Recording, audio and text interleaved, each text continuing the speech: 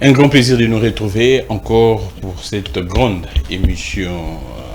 Aujourd'hui, nous recevons Alain Bouloudjoa. Nous allons parler de la République, également du continent. L'actualité reste dominée par ces phénomènes de changements, modifications, révision de la Constitution en Afrique. Les cas récents, c'est le Togo. Également en République démocratique du Congo, la question fait désormais débat. C'est dans les bouches de toute la classe politique congolaise. Alain Bouloudjoa est un canaliste politique de l'opposition. Nous allons parler de ça. Également la troisième revue du programme avec les FMI. Les FMI est là à Kinshasa. Il a rencontré bien sûr soit les membres du FMI ont rencontré le président de la République. C'est avant-midi. Nicolas Kazadi était également là avec les membres du gouvernement.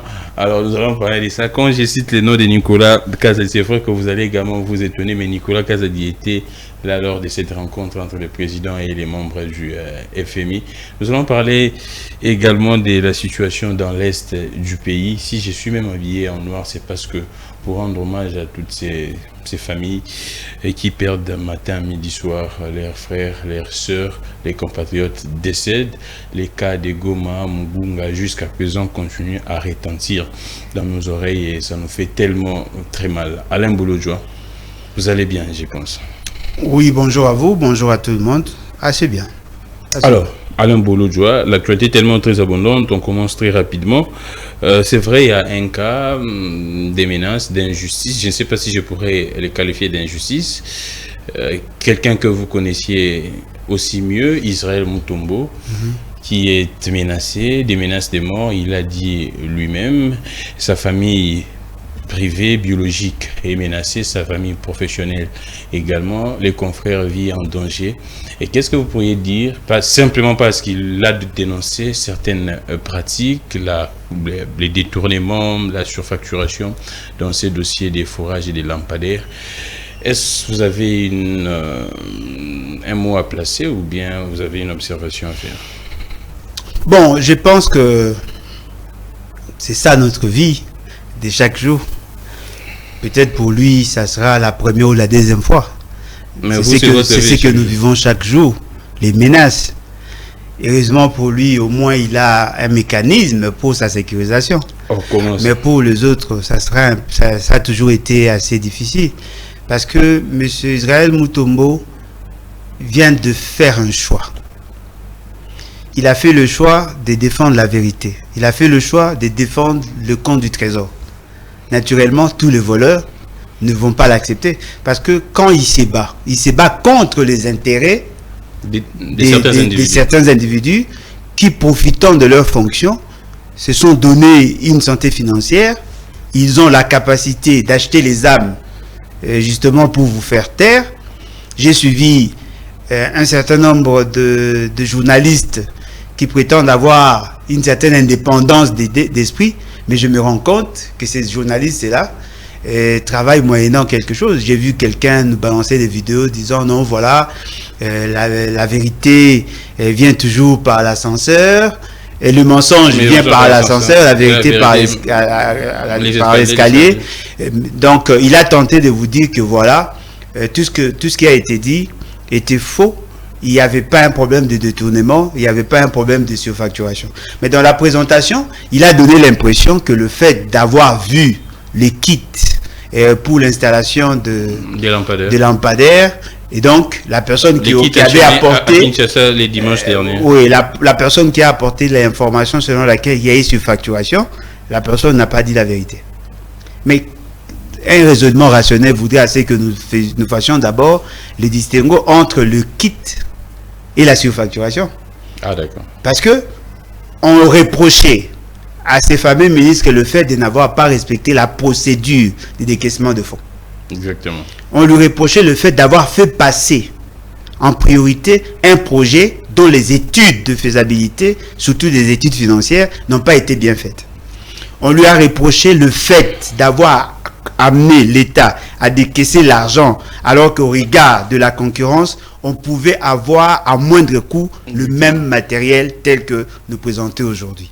Mais lorsque vous brandissez les vidéos de l'arrivée des kits, une année après, vous confirmez qu'effectivement qu'il avait raison. Ah, donc cette vidéo confirme qu'effectivement il avait raison. Si lui n'avait pas dénoncé, on n'allait pas vous dire qu'il y aurait des équipements qui seraient retenus quelque part. C'est comme la question qui a parlé d'un repentir tardif.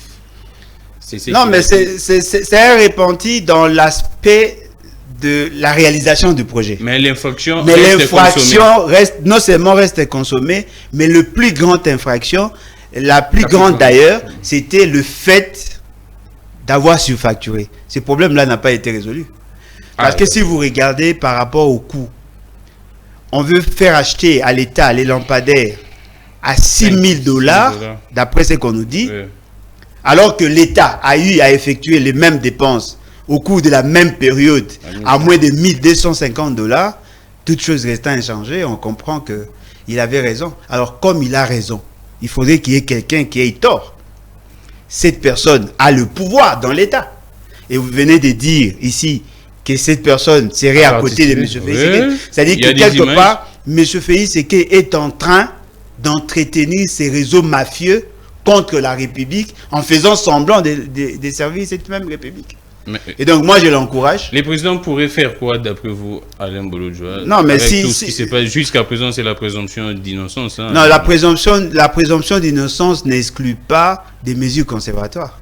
Ah, d'accord. Il pouvait être suspendu de ses fonctions, bien qu'il a déjà démissionné. Par ailleurs, voyez-vous, c'est-à-dire que le fait que M. Félix a créé une confusion dans les esprits, aujourd'hui, nous nous rendons compte que la décision ou les décisions prises inconsciemment n'ont pas servi la République. Voilà un monsieur qui est soupçonné de participer à un réseau mafieux, reste encore en fonction, il assume la fonction et il nous représente devant les tiers.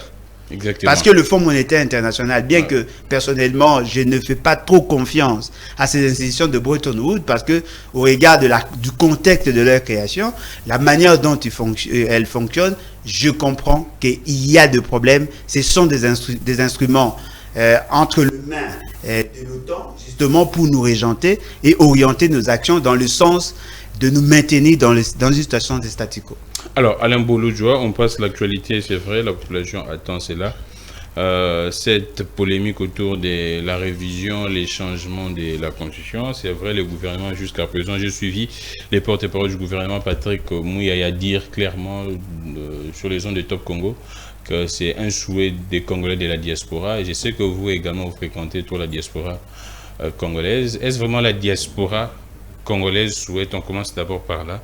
Parce que le gouvernement dit, même Augustin Kabouya l'a dit sur Top Congo, ce n'est pas un désidérata du président, mais c'est plutôt la population congolaise et surtout précisément la diaspora.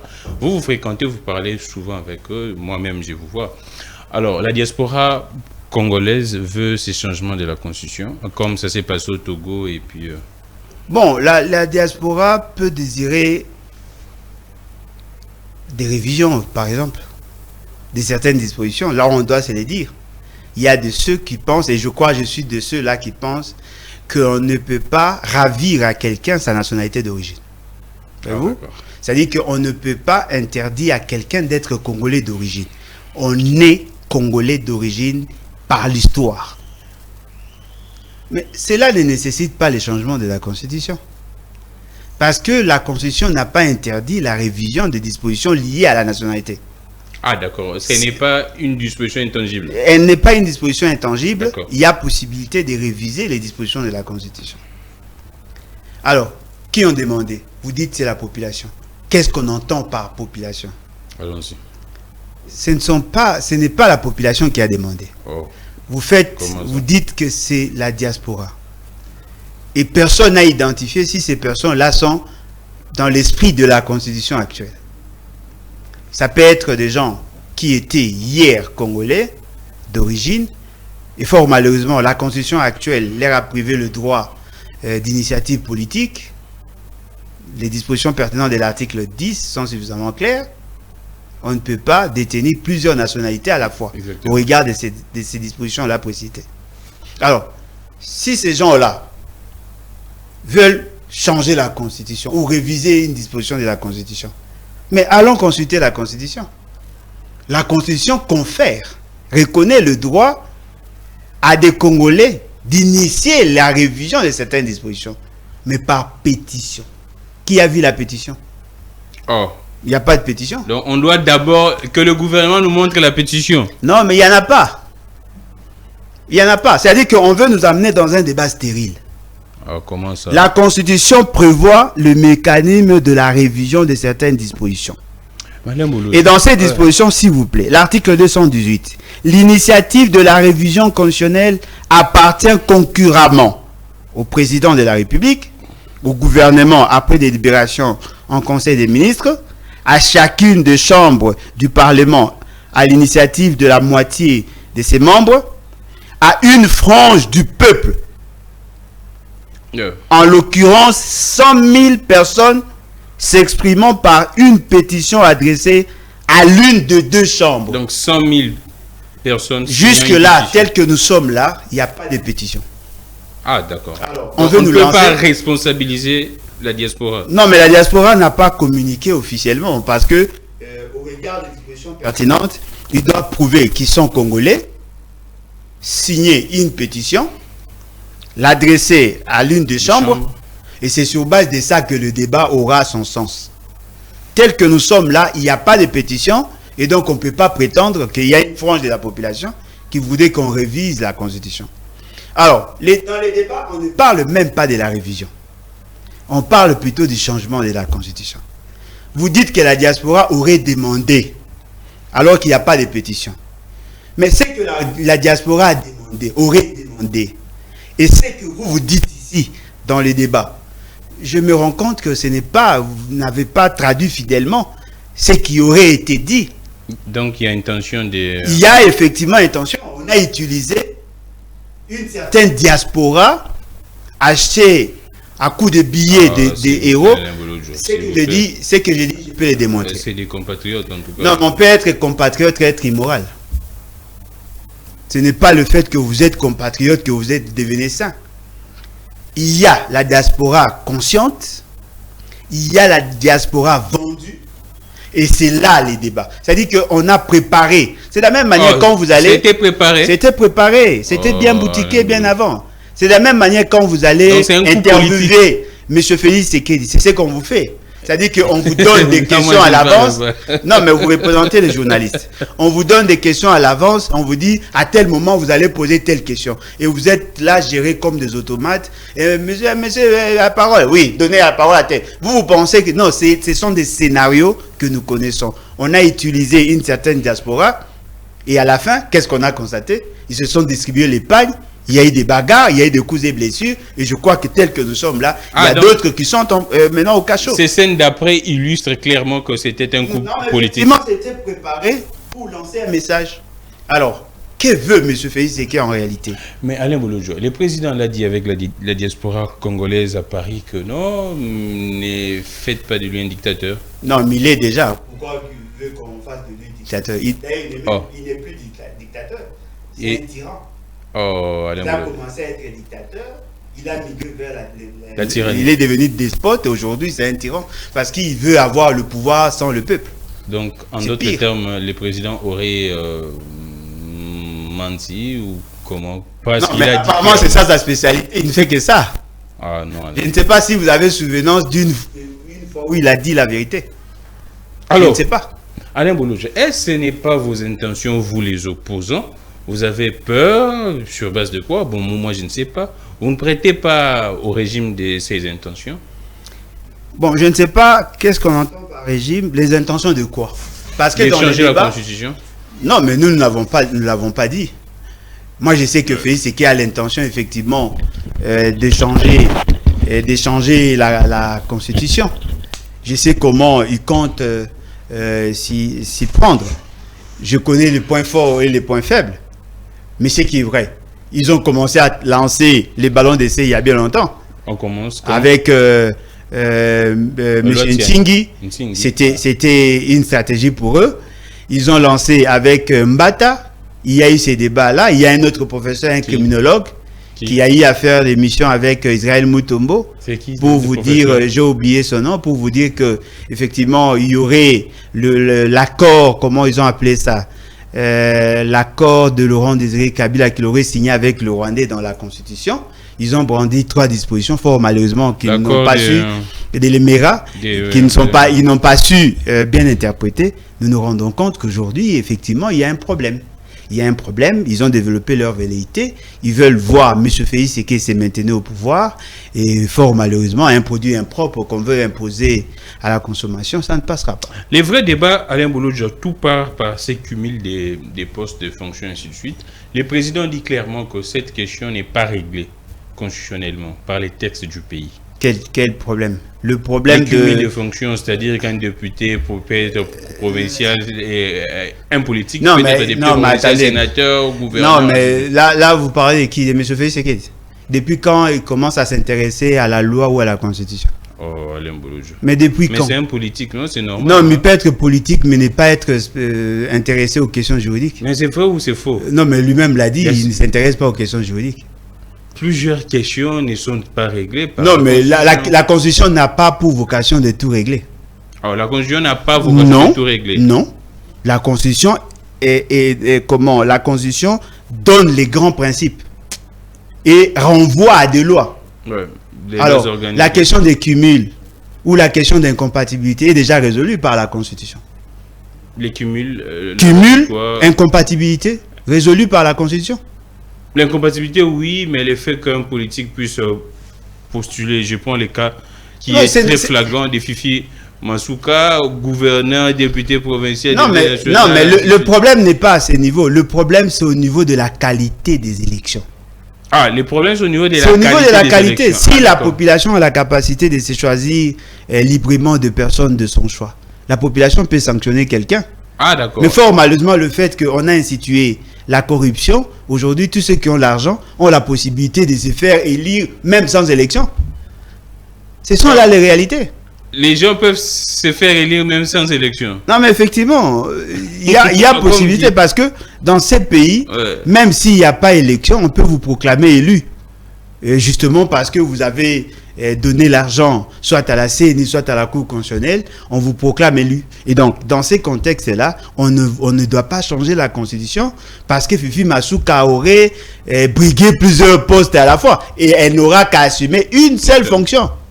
Ce ne sont pas de faits qui peuvent justifier la modification ou le changement de la Constitution. Parce que la Constitution, non seulement elle n'interdit pas, mais la Constitution a verrouillé la possibilité à quelqu'un d'assumer plusieurs fonctions à la fois, des fonctions dites incompatibles.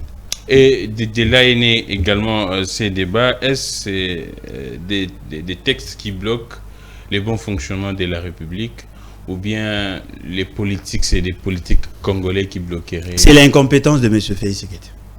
S'il était un bon manager, on n'aurait même pas blocage. Et d'ailleurs, le blocage là est dû à quoi? Allons-y.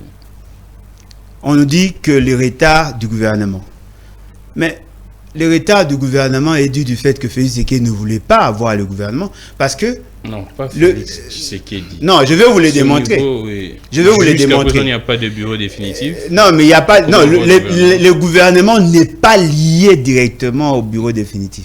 C'est l'investiture, par contre, du gouvernement. La nomination du gouvernement, la mise en place du gouvernement ne dépend pas du Parlement.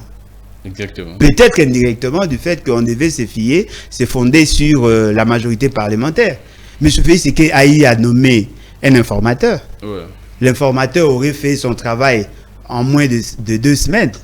Il avait rendu son rapport. Ouais, il a été renvoyé justement pour venir faire semblant d'ajouter d'autres éléments.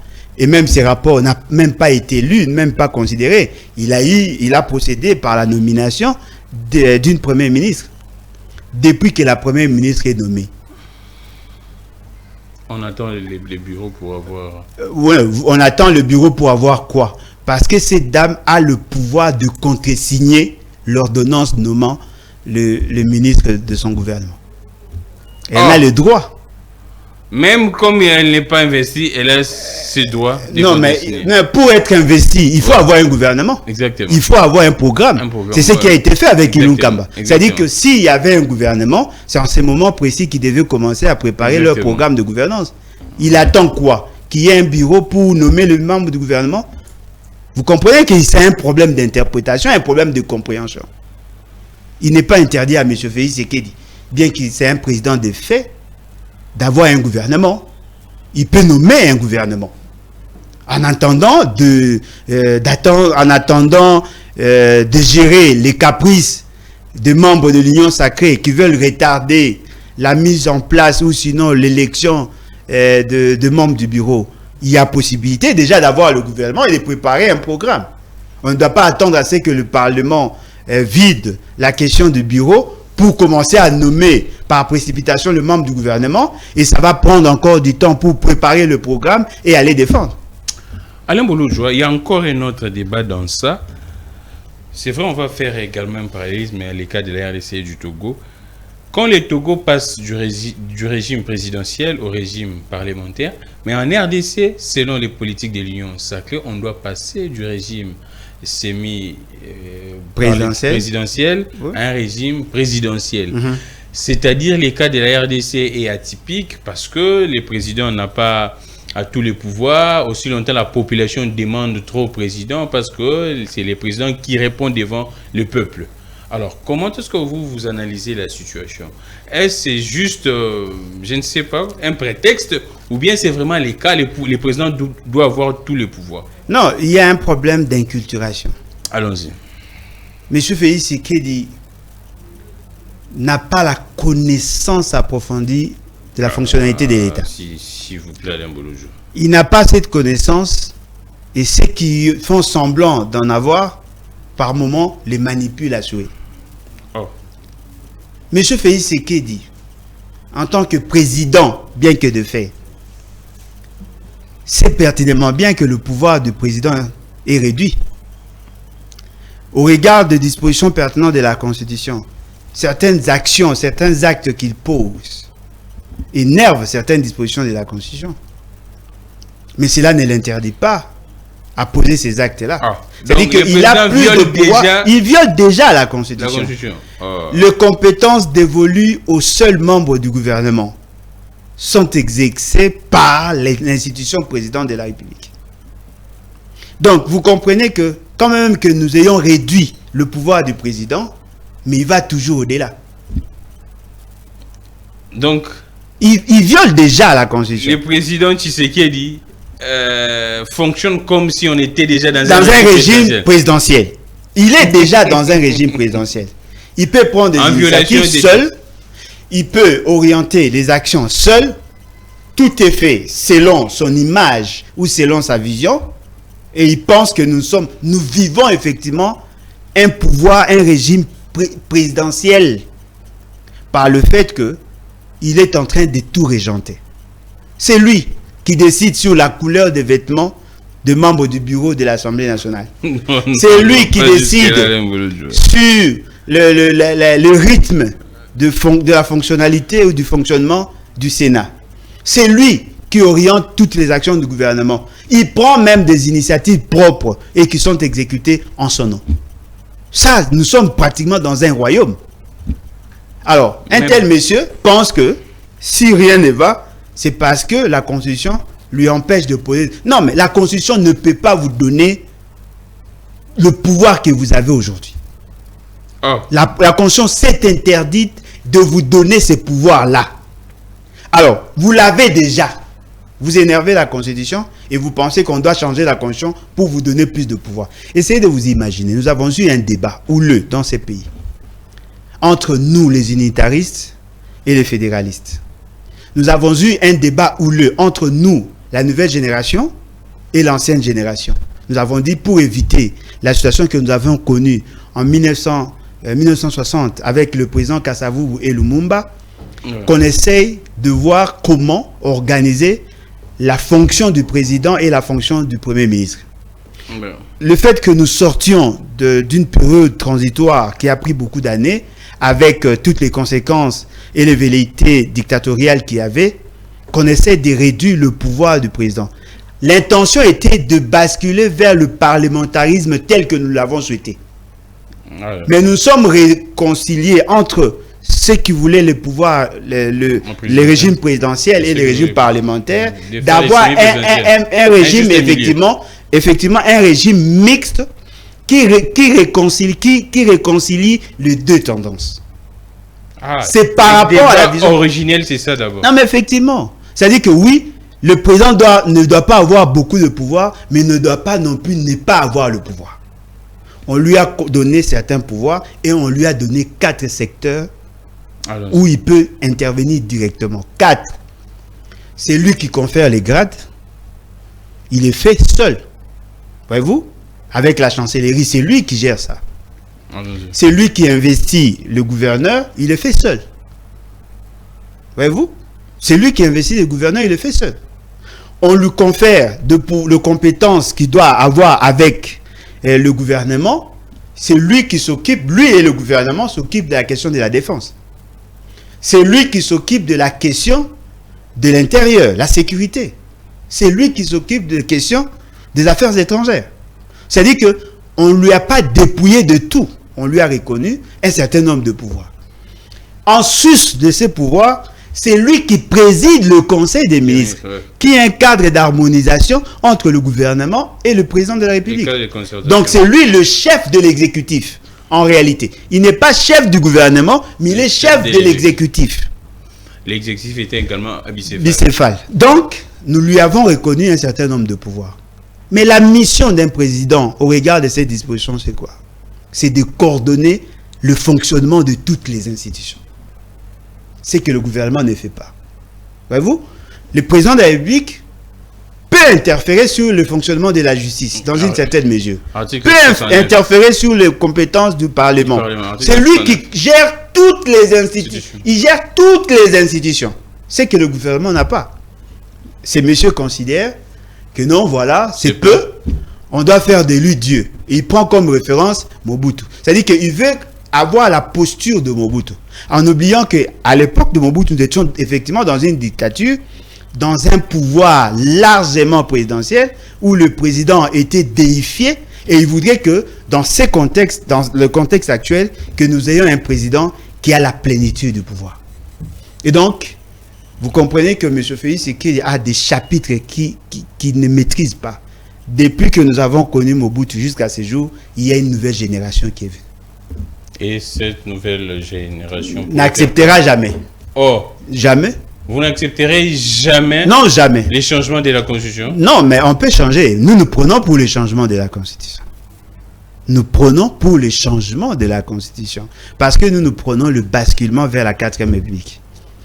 Mais pour que nous changions la Constitution, il faudrait qu'il y ait des faits politiques qui nous poussent à arriver à cette nouvelle Constitution. Parce que pour changer de Constitution, il faudrait d'abord abolir la Constitution qui est actuelle. Alors, quels sont les faits politiques marquants qui peuvent justifier l'abolition ou sinon la dissolution des institutions? Parce que quand vous annulez, quand vous changez de Constitution, il faut suspendre la fonctionnalité de toutes les institutions. Toutes les institutions fonctionnent grâce à cette Constitution. Alors, dites-nous, quels sont les faits? En 2003, nous avons eu une Constitution de transition qui résultait de l'accord global et inclusif. En 2005, nous avons eu cette Constitution qui a été promulguée en 2006. La suite, c'était quoi? Il y avait cassure entre l'État et la population, entre les institutions et la population. Il y avait des gens qui s'est proclamé et détenant la souveraineté du peuple. Et cela nous a amené à des crises récurrentes. C'est sur base de cette crise que la classe politique s'est mise ensemble pour négocier la transition. Après cette transition, pendant la transition, on a eu à proposer une nouvelle constitution qui est passée par référendum. Vous comprenez que la démarche n'est pas la même avec Félix Tshisekedi. Vous voulez changer la constitution, mais il faudrait qu'il y ait une crise majeure qui freine le fonctionnement des institutions. Vous ne pouvez pas changer la constitution justement pour faire plaisir à votre femme, ou sinon faire plaisir à un groupe de gens excités. Il faudrait qu'il y ait une crise majeure. Voilà pourquoi dans notre démarche, pour qu'il y ait changement de la constitution, il y a une condition première, la révolution. C'est-à-dire que la population doit enclencher l'article 104, faire partir ceux qui ont causé le blocage dans la fonctionnalité de l'État et par la suite convoquer un congrès fondateur pour proposer un nouveau pacte social que nous appelons la constitution de la 4e République. Tant qu'il n'y a pas de crise, tant qu'il n'y a pas de révolution, on ne peut pas justifier, n'est-ce pas, les changements de la constitution. Et les autres matières, la constitution n'a pas interdit de réviser. Alain Bouloudjoa, en des termes très simples, n'habitez sur que coupé sans na lingala, na peuple à Kolanda, parce que comme il peut déjà dans il y a peuple. Au revoir, c'est un peuple ni pour tout clore chapitre. Bon, peuple a dit que constitution est un contrat social. L'organisation sociale n'a biso et fandi n'a pacte. Peut-être que batouaye ba angote. Et la pacte est à réconcilier 450 tribus. 450 tribus. Chacune des tribus a cédé une partie de ses droits en faveur de l'État. Parce que l'État, c'est une réalité abstraite. On a créé l'État justement pour nous régenter, nous tous. On lui a conféré beaucoup de pouvoir.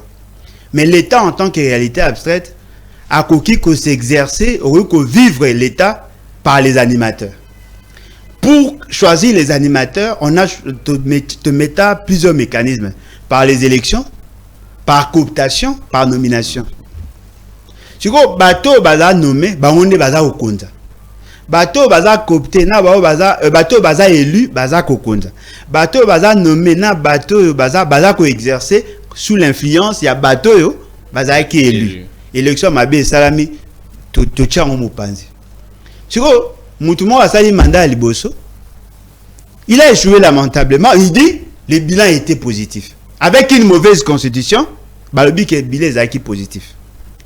Aïe la deuxième vision, abino azako parachever misala 6 à tikaki poésie là. Bilan positif, mais azako parachever, mais moni que constitution ezako empêcher ya ça musa. Mais ce qui constitution ezaki mabe, au lobby que longa qui n'a premier mandat ndé. Donc constitution comme mabe lelo. Donc fait ce que nenga zawana alingi atika l'éternellement na pouvoir. C'est ça le message. Peuple. Ils ont le quoi fait c'est qu'il y a un tia musapi na zolo. Soko tikiye, c'est fini. Et c'est lui-même qui a dit ça. Tant que Kabila Zaka l'initiative à réviser la constitution à Télémaga. Mais le lot hier à Zako Linga ça là on pas comme le quoi Mobutu. Ce que vous me imaginer, papa n'a ça abiso mabe. Hier le lot à Zolinga ça abiso mabe. Tu es gotika bango. Alors eux na osenga na pepe boy. Bunda pour ta dignité. Bunda pour le maintien et la stabilité à la fibre sociale. Bunda. Attention, ne faites pas... Non, mais Bunda, c'est un devoir sacré. Apparemment, vous oubliez qu'il y a une disposition, il y a l'article 64, les actes obligés, là, Bunda. Il ne faut pas... Je n'aimerais pas utiliser cette expression, mais... Bunda. Alors, Alain Bouloudjoa, on passe le deuxième sujet très rapidement. Ce qui se passe dans l'Est. On en parle matin, midi, soir, mais c'en est de trop. J'ai suivi les porte-parole du gouvernement toujours.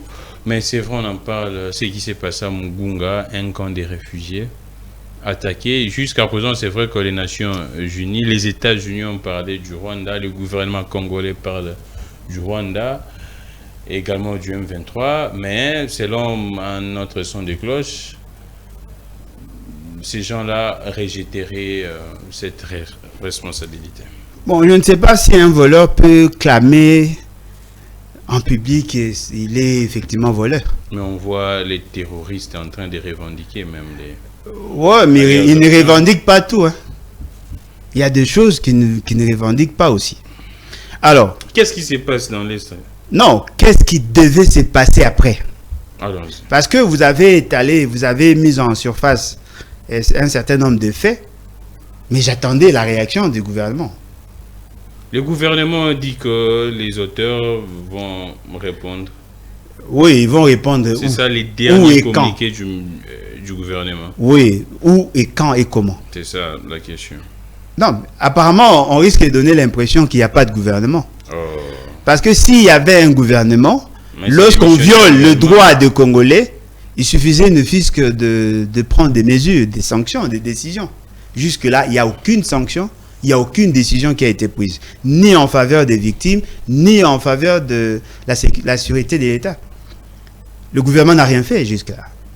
en dehors de propos captieux qui ont tenté de distiller, mais il n'y a rien. Jusque-là, il n'y a rien. Rien n'a été fait. Mais c'est ça, Félix Tshisekedi. C'est un peureux. Oh, s'il vous plaît. C'est un peureux. Je vous dis, quand il disait en moins d'escarmouches, il y a eu combien de morts? Aucune réaction. Il attend les sanctions. Déjà non, mais voilà pourquoi il dit c'est un peureux. C'est comme ça qu'il fonctionne. Le président est pacifique, Non, mais lui, il est pacifique. Lui, il est pacifique. Est-ce que l'État est pacifique? On ne peut pas prétendre être chef de l'État et ne pas adopter la philosophie de l'État. Quel est cet État naïf qui va accepter qu'on tue sa population et on dit on est pacifique? Non, mais attendez. Israël est reconnu comme un État pacifique. Ouais. Mais ils n'ont pas hésité un seul instant pour attaquer. Face aux attaques. Alors, quel est cet État qui va accepter? On vous attaque et vous dites que vous êtes pacifique. Non, c'est de la lâcheté. Oh. Le peuple doit avoir un commandant en chef à même de défendre ses intérêts. Si la vie de Congolais est réellement sacrée, comme la Constitution le dit, il fallait ne fût-ce qu'avoir des sanctions. Même si on ne va pas faire la guerre parce que nous sommes dirigés par des peureux, on devait chasser l'ambassade du Rwanda. Vous voulez que la communauté internationale sanctionne le Rwanda, mais vous-même, vous n'avez pris aucune décision. Madame Bouloudjoua, qu'est-ce qui s'est passé? C'est juste après la rencontre entre Macron et Félix Tshisekedi. Aussi longtemps, la question fondamentale, épineuse, c'était là, la situation dans l'Est. Et juste après la rencontre, on voit cette attaque. Non, la rencontre entre Macron et Félix Tshisekedi n'avait pas comme leitmotiv la question de l'Est. C'était la question socio-économique, la question éminemment économique de la France. Mais Macron était ici. Ouais. Il a eu à signer le protocole d'accord avec M. Félix Tshisekedi. Le seul point de divergence était le fait de n'avoir pas reconnu à Félix Tshisekedi d'avoir été élu. Il n'y avait que ça. Macron est reparti. M. Félix Tshisekedi a fait ses incantations, pensant qu'il allait faire du chantage à la France. Il s'est rendu compte que rien n'a changé.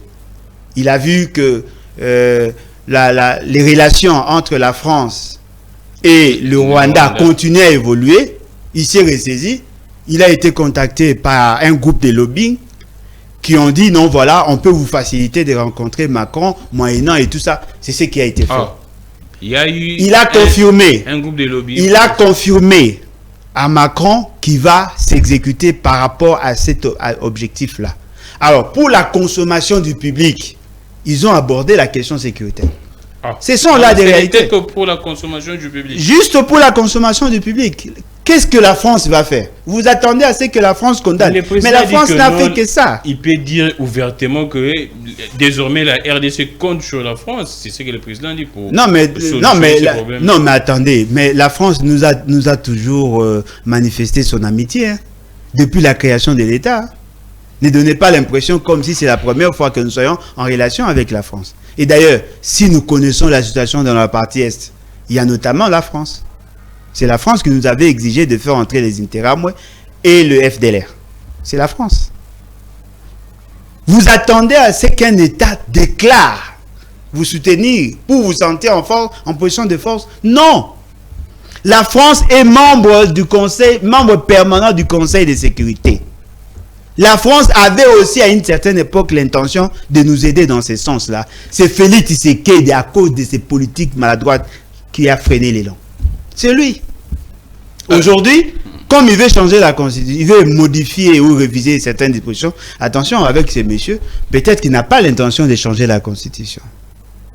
Mais vous pousse dans les débats, mais son intention est peut-être de changer certaines dispositions de la Constitution. Ça sera une révision. Il faut être très prudent avec ces messieurs. Je le connais assez bien comment il réagit. Et donc, il ne veut pas changer de constitution parce qu'il n'en a pas le droit, il n'a pas compétence. Aucune institution de ces pays ne peut initier le changement de la constitution, mais ils veulent réviser, mais ils vous poussent à débattre sur les changements, alors qu'en réalité, ils n'envisagent qu'une révision. Nous sommes dans cette situation-là. Alors, le fait seulement qu'il sait qu'il y aura des tollés, il y aura des gens qui vont réagir, qu'est-ce qu'il fait? Il veut maintenant utiliser cette question-là, lui qui veut se maintenir au pouvoir, pour aller vers la Russie, aller vers la Chine. Parce qu'il sait que la Chine et la Russie n'ont pas d'exigence démocratique.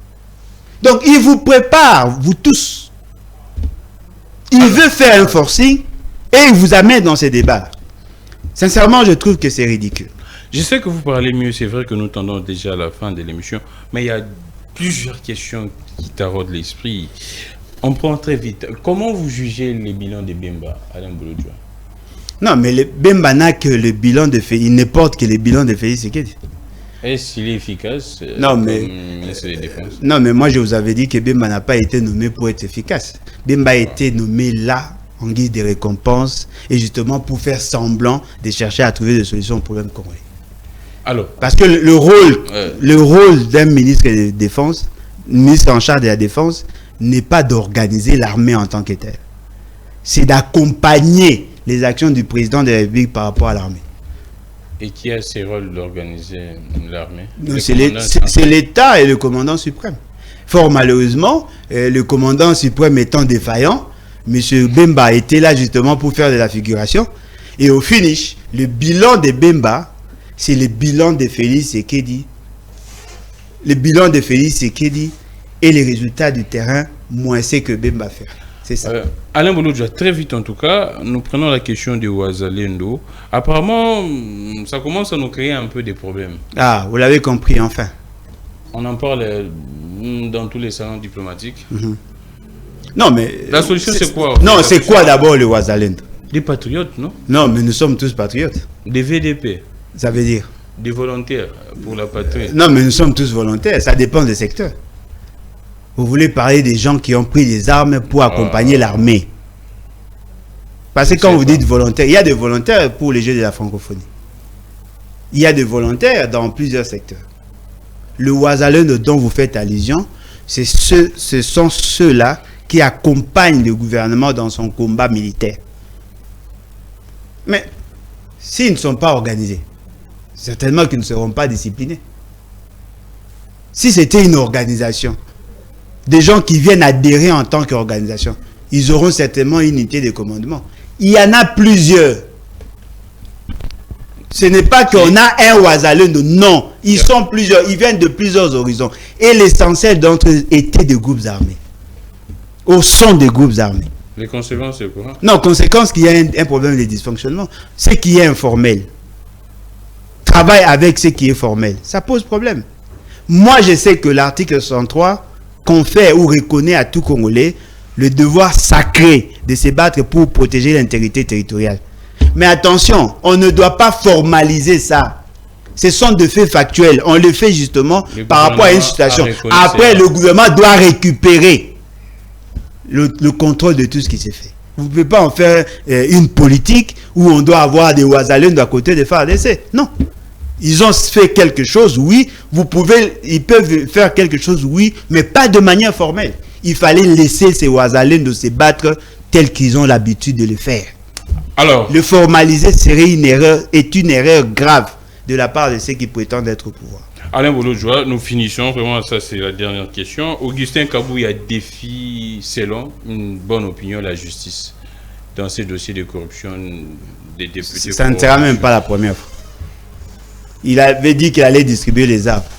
Il n'a même pas été inquiété. Il est arrivé au niveau du parquet près la cour d'appel de Kinshasa Matete.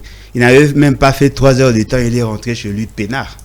Il dit qu'il faut récupérer Jeep Wana. Il est dit. Non seulement qu'on récupérer, mais il va aussi avoir des dividendes derrière ça. Vous donnez, vous restituez les Jeeps, mais vous ajoutez une voiture en guise de récompense. C'est comme ça que l'État fonctionne. Il est le secrétaire général de la famille présidentielle. Oh, pas le secrétaire. Non, mais il avait dit qu'il était le secrétaire général de la famille présidentielle. Et non, mais voilà. Merci beaucoup, Alain Bouloudjoua. Président de l'EBAT, un grand parti politique. Jusqu'à présent, nous attendons d'autres activités, les prochaines activités. Merci d'être passé. Nous le ferons. Dès qu'on aura récupéré les passeports, on les fera. Ah, d'accord, oui, je vois. Jusqu'à présent, les passeports se retrouvent au niveau des services d'immigration. Merci. D'immigration proche de Félix Sekete. Non, d'immigration de la République. Merci à tous. On est fini pour aujourd'hui. Je suis Grammy Clégan. Abonnez-vous massivement et partagez Politique à Congo Télévision. Nous avons parlé de l'actualité politique parce que la classe politique actuellement bouillonne. En tout cas, je ne sais pas qui reste silencieux. Tout le monde parle, sauf Kabila qui ne parle pas. Là, c'est vrai. Merci beaucoup. Je suis Grammy Clégan. Que les dieux de toutes les inspirations continuent de nous inspirer et de vous inspirer également. Au revoir.